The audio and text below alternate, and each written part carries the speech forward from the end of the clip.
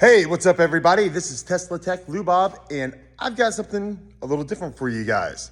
So, anybody that knows me personally or knows my past and my history, before doing the Teslas and the EV cars and the higher end stuff, I was a GM technician. I'm still GM certified, iCar Platinum. Not that that's just GM, but if that's everything. But so here's something interesting. This is a used car. Came in from the dealer that they did a trade on it, and they want a new bumper put on it for resale. And got something interesting for you here. So one of the things with technicians nowadays, that the young crowd coming up, that they're so used to these unibody frames, these Mazdas, the Corvettes are all plastic. The bit Urbos and even the Tesla Model Ys. Full frame trucks are a different animal. Okay, there are things that happen in full frame vehicles in a collision that if you are not familiar with them, you're going to miss, and I'm going to share it with you. So this truck here is a 2021 AT4 high def heavy duty GMC truck. I'm sure that it's got 54,000 miles on it, and I'm sure the dealer is expecting to get top dollar out of this trade-in. Obviously, it needs a new bedside. That bedside is toast, as you can see. But the big problem, the big tail, and I can see it, as soon as I looked at it, I knew, we've got an issue. So let's look into how I knew immediately there was an issue, why there's an issue, and what it takes to then repair the issue. So first off, when looking at a full frame truck, and this is one of the newer ones, when I was at the GM dealership, we did not have this model year. I left in, what was it, 19? But the concept and the process is still the same. This rear bumper here, as you can imagine, is connected. You got the resetch there, and you've got the bumper here.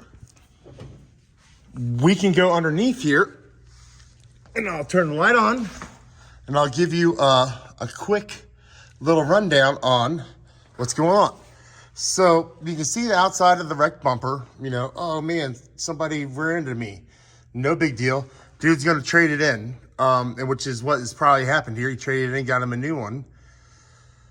But most people will not notice, and I looked for it immediately. Right there. See that? You see that bolt there? That bolt is recessed into that metal because it's bent. Do you understand why? What I'm talking about here? That it is mushed or it is sucked in here because this bumper here has been hit and driven down, and it is pulled. This frame rail is bit, is pooched. Not a huge deal, but it's more than just that. I could put it on a frame rack. I could even probably put something in there and hit it with a slide hammer or whatever, and probably bend that little bit out there. But the mystery, well, it's more impressive than that. So let's take a look at it. So we've looked at the frame rail, and we saw how where the resetch, where it attaches up to that left frame rail, rear frame rail, where it had pooched that bolt and pulled it up, right? Because the bumper is down, so it pulled that bolt up. But here's what I want to show you. With full frame vehicles, there's this thing called diamond, and it's just like it sounds. A truck frame is a square. It's a 90-degree angles. You can put a tram gauge and square out in all sorts of different positions underneath the frame. It's square. So the bed and the cab are two different body pieces. And already I can see, like, there's a telltale sign. This bed has moved so much that it has hit the cab quarter, but that's not even a telltale sign. That, see where my hands go in there? See where my knuckles are, right? You see where my knuckles are in the bed there? Let's go take a look at the other side. So here we are on the right side of the truck. Same hand. My knuckles go all the way into there. You see that? There's at least a ½ an inch, if not more, of a difference there. I mean, my hand, like if there wasn't this plastic thing in there, I could put my hand in there further.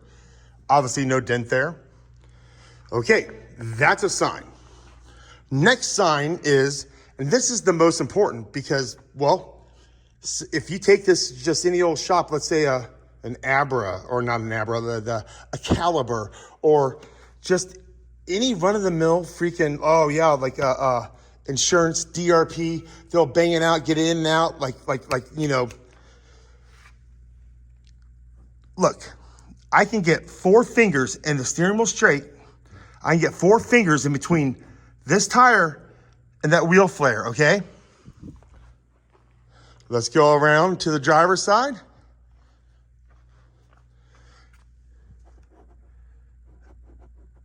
Same hand, folks. I can only get 3 fingers. That's an inch.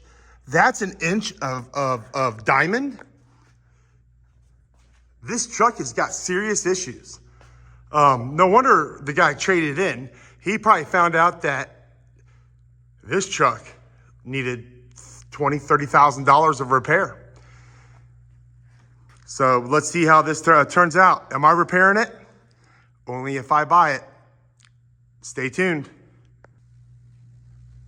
Also, I should say one more thing here, that even with this diamond, your doors on your cab and everything are going to be fine. The cab is not compromised. It's just that the rails have literally, so you get the two like that. They have, instead of them being, well, of course my fingers aren't square, but the square has become like a what does he call it? A trapezoid, where it's diamond, and exactly like it sounds.